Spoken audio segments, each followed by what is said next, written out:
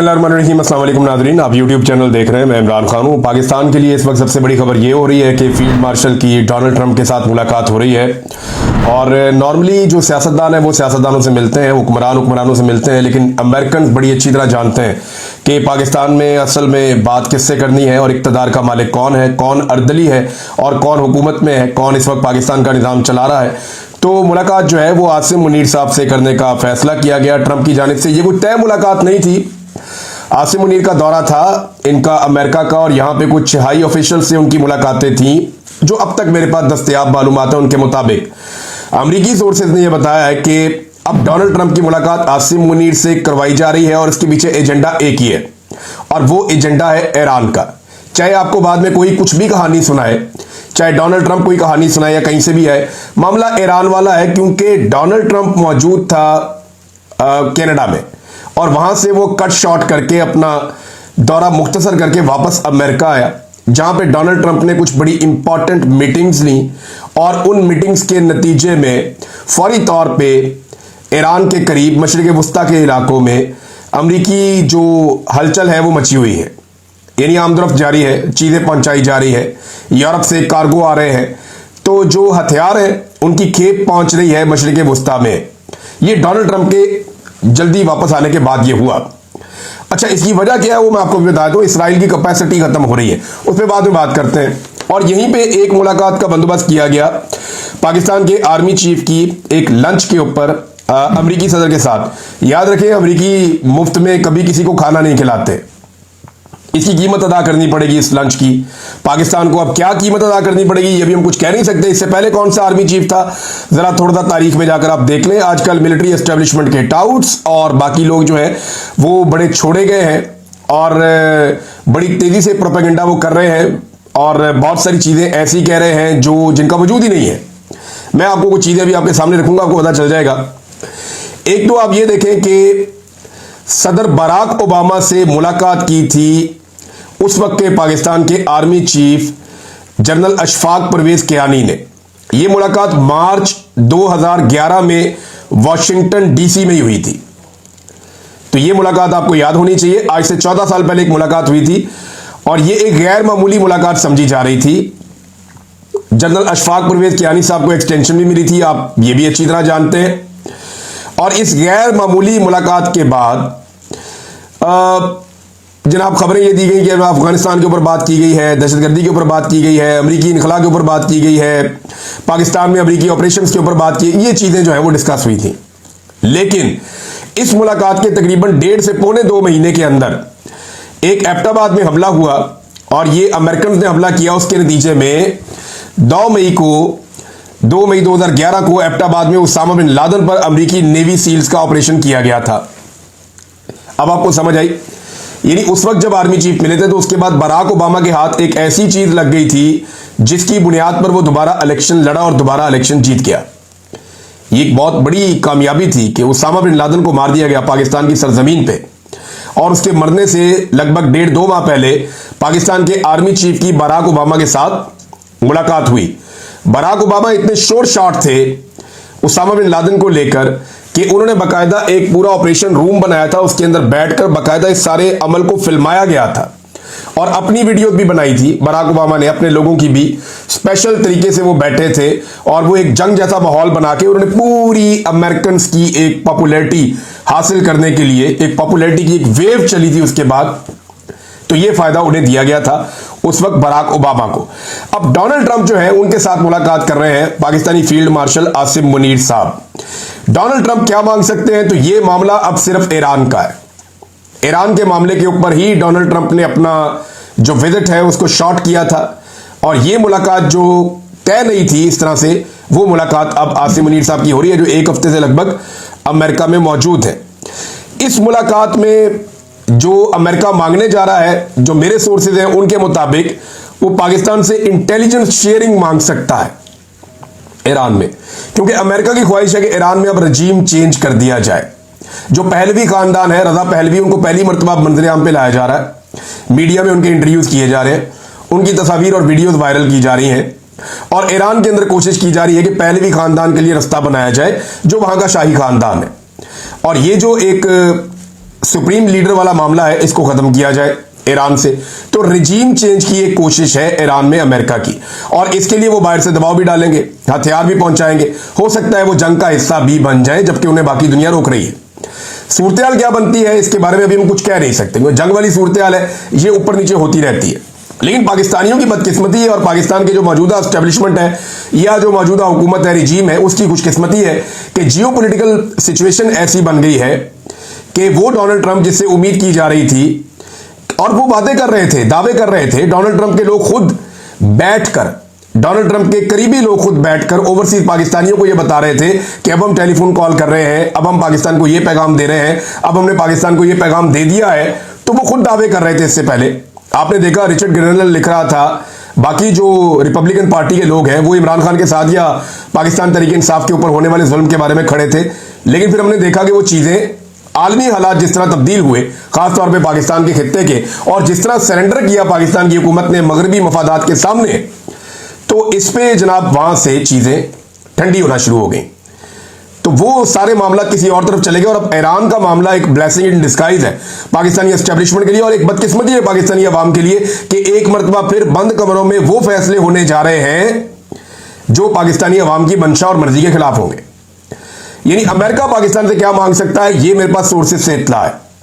एक, वो intelligence sharing मांगेगा पाकिस्तान से। पाकिस्तानी बहुत बड़ी तादाद में ईरान में जाते हैं, बार बार जाते हैं, और इंटेलिजेंस शेयरिंग चाहिए रिजीम चेंज करने के लिए ईरान में। ये आप क्लियर कर लें इस मामले को। एक तो वो इंटेलिजेंस शेयरिंग मांगेंगे, क्या कोई फिजिकल मदद वो मांग सकते हैं? देखिए, जब तक अमेरिका फंस नहीं जाता बुरी तरह, तब तक वो कोई फिजिकल मदद शायद पाकिस्तान देने की पोजीशन में नहीं होगा, और शायद वो मांगेगी भी नहीं। लेकिन अगर कोई मदद दी गई तो ये खुफिया मदद होगी, मुकम्मल तौर पे ओपन नहीं होगी। जैसा कि पाकिस्तान ने रूस के खिलाफ जो यूक्रेन की जंग थी उसमें अमेरिका की और यूक्रेन की खुफिया तरीके से भरपूर मदद की है। इमरान खान एजेंडे पे होंगे या नहीं होंगे, इस बारे में एक गैर मुसद्दका खबर मौजूद है, लेकिन उसकी तस्दीक अभी नहीं की जा सकती। मगर मुलाकात से पहले या उसके बाद कोई ना कोई खबर निकल आएगी, और फिर मैं आपके साथ शेयर करूंगा कि एक्चुअली इमरान खान एजेंडे पर थे या नहीं थे। आर्मी चीफ अगर अमेरिका को खुश रखना चाहते हैं ना, आसिम मुनीर साहब, तो उन्हें अमेरिकी मफादात के सामने सरेंडर करना पड़ेगा, और अमेरिकन की हर बात माननी पड़ेगी। इस सूरत में वो डोनाल्ड ट्रंप को और अमेरिका को खुश रख सकते हैं। डोनाल्ड ट्रंप का जो बयान आया है ईरान को लेकर, ये इस वक्त बहुत इंपॉर्टेंट है। वो नेतन्याहू की तारीफें कर रहे हैं, उन्होंने पाकिस्तान की भी तारीफ की है बिल्कुल इस मुलाकात से पहले, और पाकिस्तान की तारीफ करने के बाद उन्होंने इसको ईरान के साथ मामले को जोड़ा है। वो कह रहे हैं जी ईरान के बारे में हम ये करने जा रहे हैं, ये करने जा रहे हैं।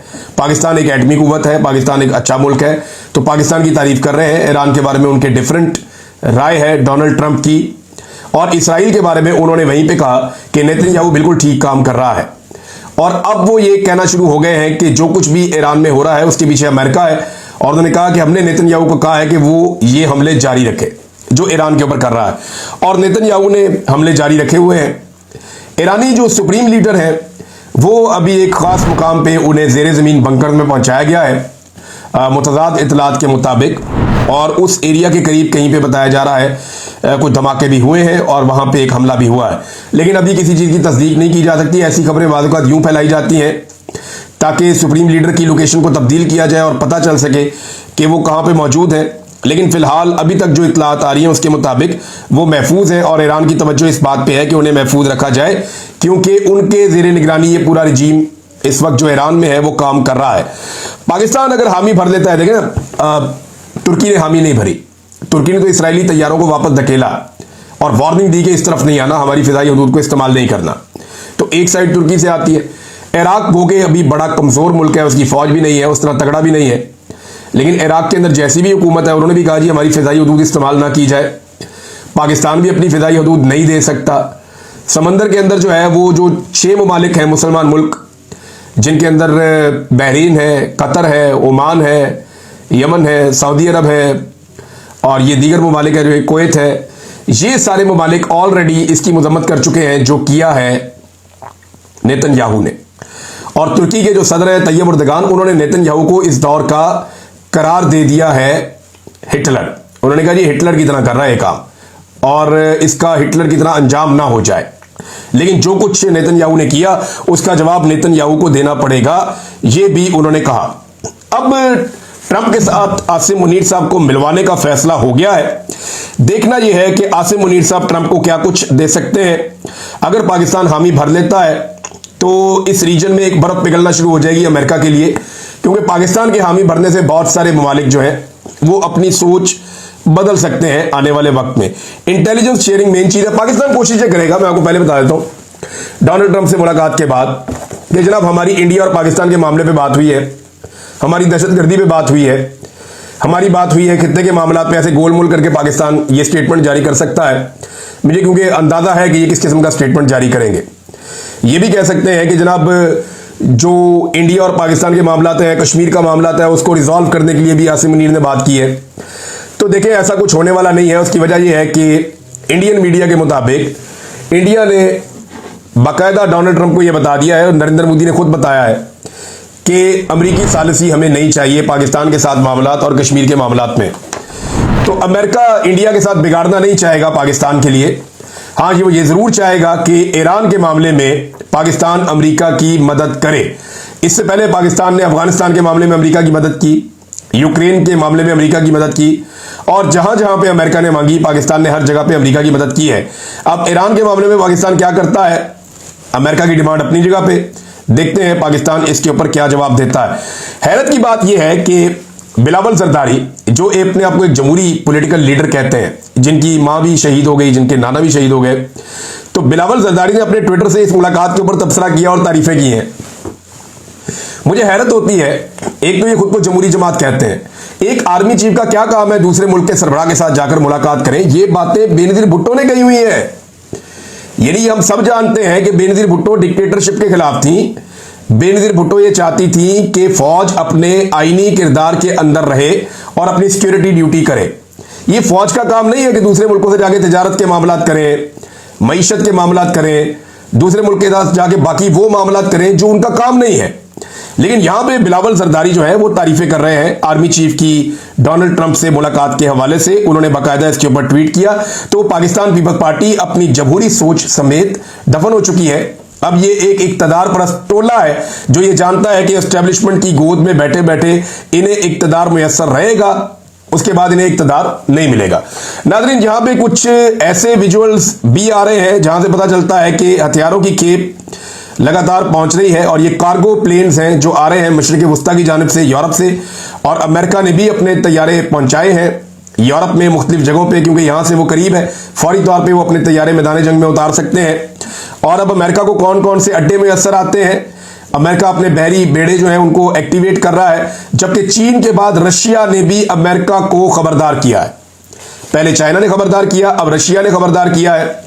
रूस का अमेरिका को ईरान के खिलाफ इसराइल की बराह रास्त फौजी इमदाद से बाज रहने का इंतबाह, या उन्होंने इसके ऊपर एक वार्निंग जारी की है रूस ने। रॉयटर्स के मुताबिक रूसी नायब वजीर खारजा सरगई रियाबकूफ ने बुध को खबरदार किया कि इसराइल को अमेरिका की बराह रास्त फौजी मदद मशरिक़ वस्ता की सूरत हाल को शदीद तौर पर अदम इस्तेहकाम का शिकार बना सकती है। उन्होंने कहा कि रूस अमेरिका को ऐसी किसी भी मदद फराहम करने या इस पर गौर करने से बाज रहने का वार्निंग देता है। उन्होंने मजीद कहा कि मॉस्को इसराइल और ईरान दोनों के साथ राब्ते में है। हम चाहते हैं कि यहाँ पे जंगबंदी हो और हम तमाम हालात से बाखबर हैं, लेकिन अगर अमेरिका यहाँ पे मदद लेकर पहुंच जाता है तो सूरत हाल किसी और तरफ चली जाएगी। जो खamenei है उन्होंने भी एक स्टेटमेंट दिया है, ईरान के सुप्रीम लीडर। उन्होंने कहा ईरान कभी सरेंडर नहीं करेगा। उन्होंने डोनाल्ड ट्रंप के ईरान को सरेंडर करने की वार्निंग को मुस्तरद करते हुए खबरदार किया कि ईरान कभी सरेंडर नहीं करेगा। अमेरिका किसी भी फौजी कार्रवाई के संगीन और नाकाबिले तलाफी नताइज होंगे, यानी अमेरिका ऐसा करेगा तो फिर अमेरिकी बहरी बेड़े और उनकी यहाँ पे बेसिस हैं उनके ऊपर भी अटैक करने की कोशिश करेंगे। अब अमेरिका को इतनी जल्दी जल्दी ये सारा कुछ क्यों करना पड़ रहा है और इसमें क्यों आना पड़ रहा है, उसकी वजह यह है कि शायद अमेरिका की और इसराइल को यह अंदाजा नहीं था कि ईरान के पास ऐसी मिसाइल की कुव्वत है या ऐसे मिसाइल्स हैं जिन्हें वो दाग सकता है, और उन मिसाइलों के बाद जो है वो इसराइल में सूरत हाल मुख्तलिफ हो सकती है। हो ये रहा है कि इन मिसाइलों को रोकने के लिए इसराइल का जो एयर डिफेंस सिस्टम है वो बहुत तेज़ी से एक्टिवेट है, और इसकी एक कैपेसिटी होती है ना, यानी इसकी कैपेसिटी वक्त के साथ साथ कम पड़ती है या ख़त्म होती चली जाती है। अब इस हवाले से एक रजी ताहिर साहब का ट्वीट है, उनका कल रात ईरान ने इसराइल पर फतह 1 मिसाइल का कामयाब तजर्बा कर लिया है। इस एक मिसाइल को रोकने के लिए इसराइल ने तकरीबन 12 इंटरसेप्टर लॉन्च किए, लेकिन कोई एक भी इस मिसाइल को नहीं पकड़ सका। ये है वो इंपॉर्टेंट बात कि उनकी जो सलाहियत है रोकने की, वो कमजोर पड़ती जा रही है। और अगर ये सलाहियत कमजोर पड़ती है तो इसमें ये मोहम्मद उमैर साहब ने एक बड़ी जबरदस्त रिपोर्ट शेयर की है, और ये अल जजीरा और दीगर वॉशिंगटन पोस्ट ने भी इस तरह की एक रिपोर्ट दी है। दिनों का फर्क है लेकिन बात वो एक ही जैसी कर रहे हैं। रिपोर्ट के मुताबिक 6 रोज मजीद अगर जंग रहती है और इसी तरह जो ईरान है वो इसराइल के ऊपर मिसाइल दागता रहता है, तो इसराइली एयर डिफेंस सिस्टम अब मजीद 10 से 12 रोज, यानी 6 दिन की जंग हो गई है, 10 से 12 रोज मजीद सिर्फ इसराइल जो है वो ईरानी हमलों का जवाब दे सकता है या ईरानी हमलों को रोकने की कोशिश कर सकता है। इस दौरान अगर इसे उर्दन की मदद हासिल ना हुई तो यह अरसा मजीद कम होकर आधा रह जाएगा। अब मामला यह है कि इसराइल की जो सलाहियत है एयर डिफेंस सिस्टम की वो महदूद होती है ना। उन्होंने इतनी रखनी थी कि इतनी देर तक हमारे ऊपर बम गिरते रहेंगे तो हम उन्हें रोकते रहेंगे, और उनको रोकने के लिए भी नीचे से बम ही जाते हैं ना, रॉकेट जाते हैं, मिसाइल जाते हैं, नीचे से जाके रोकते हैं। अब ये जो आयरन डोम का सिस्टम है या दीगर जो उनके पास एयर डिफेंस के सिस्टम है, उनकी कैपेसिटी खत्म होती जा रही है, वो महदूद तादाद में होते हैं और मिसाइलों की बारिश होती जा रही है। तो अगर मजीद चंद दिन ये सिलसिला जारी रहता है तो इसराइल रोकने में नाकाम हो जाएगा और मजीद हथियार पहुंचने में टाइम लगता है, वो ऐसे इतनी जल्दी पहुंच नहीं सकते। तो ऐसी सूरत हाल में इसराइल को फौरी तौर पर अमरीकी मदद चाहिए, और अब B-2 जो बम्बर्स हैं उनकी इतलात आ रही हैं, दीगर जो हथियार अमेरिका के हैं वो वहां पे पहुंच रहे हैं। और दूसरी तरफ ईरान की जानिब से यह दावा बार बार सामने आ रहा है कि उनके पास जो बैलिस्टिक और सुपरसोनिक मिसाइलों का जखीरा है वो इतना बड़ा है कि वो बड़े लंबे अरसे तक ये मिसाइल इसराइल के ऊपर बरसा सकते हैं या अपने मुखालिफिन के ऊपर इनसे हमला कर सकते हैं। नाजरीन, ये सारी लड़ाई जो है वो एक खास मौकिफ को लेकर हुई है, एक खास प्रोपेगेंडा को लेकर हुई है। इसराइल का और अमेरिका का यह मानना है कि ईरान बहुत जल्दी एटमी तजर्बा करने वाला है, और यह बात जो है वो बहुत सारे और लोग भी कहते हैं कि ईरान तकरीबन एटमी सलाहियत बनने के करीब पहुंच गया है। लेकिन हैरतअंगेज बात यह है कि यही प्रोपेगेंडा इसराइल 1996 से कर रहा है। नेतन्याहू की ऐसी वीडियोस जो CNN पे चली हैं, वो CNN ने इकट्ठी करके निकाल के लगाई हैं कि 1996 में, सन 2000 में, 2004 में, 2004 के बाद, 2016 में, 2020 में, ये लगातार 2025 तक नेतन्याहू का एक ही स्टेटमेंट आता जा रहा है कि जी इतने महीने के बाद ईरान एटमी सलाहियत बन जाएगा, जनाब इतने हफ्ते के बाद ईरान एटमी सलाहियत बन जाएगा, जनाब चंद दिन रह गए हैं ईरान एटमी सलाहियत बनने वाला है। तो ये जो प्रोपेगेंडा है ये गुज़िश्ता 30 साल से किया जा रहा है। गुज़िश्ता 30 साल से नेतन्याहू बार बार ये स्टेटमेंट देते हैं कि ईरान एटमी सलाहियत बनने वाला है और ईरान किसी वक्त भी एटमी धमाके कर देगा और इसराइल खतरे में आ जाएगा। 30 साल से तो ये हुआ नहीं, और अब अल्टीमेटली इसराइल ने ईरान के ऊपर अटैक कर दिया है। यहां मैं आपको एक और इंपॉर्टेंट खबर देता हूं, ये हरमीत सिंह साहब ने इसको शेयर किया है, और ये बैनुल अक़वामी एटमी तवानाई एजेंसी IAEA के डायरेक्टर जनरल राफेल ग्रोसी हैं। ये जो IAEA के डायरेक्टर जनरल हैं राफेल ग्रोसी, उन्होंने एतराफ़ किया कि ईरान एटमी हथियार बनाने नहीं जा रहा था। हमने जो रिपोर्ट किया था वो ये था कि हमारे पास ईरान की जानिब से एटमी हथियार बनाने की कोई मुनज़्ज़म कोशिश का सबूत नहीं था। साबित हुआ कि इसराइल अमेरिका दोनों बेगुनाह मासूम इंसानों के खून के प्यासे हैं। अब ये वो बता रहे हैं, आगे उनकी अपनी एक राय है, लेकिन मामला ये है कि IAEA के डायरेक्टर जनरल खुद ये तस्लीम कर रहे हैं कि ईरान एटमी धमाके करने नहीं जा रहा था। हमारी रिपोर्ट इसके बरक्स थी, लेकिन इसराइल ने इसके बावजूद अटैक कर दिया ईरान के ऊपर। तो नाज़रीन, ये अब तक की सूरत हाल है। आपको अगले वीडियो में कुछ और चीजें बताते हैं। अब तक इतनी, अपना ख्याल रखिएगा, अपने चैनल का भी। अल्लाह हाफ़िज़।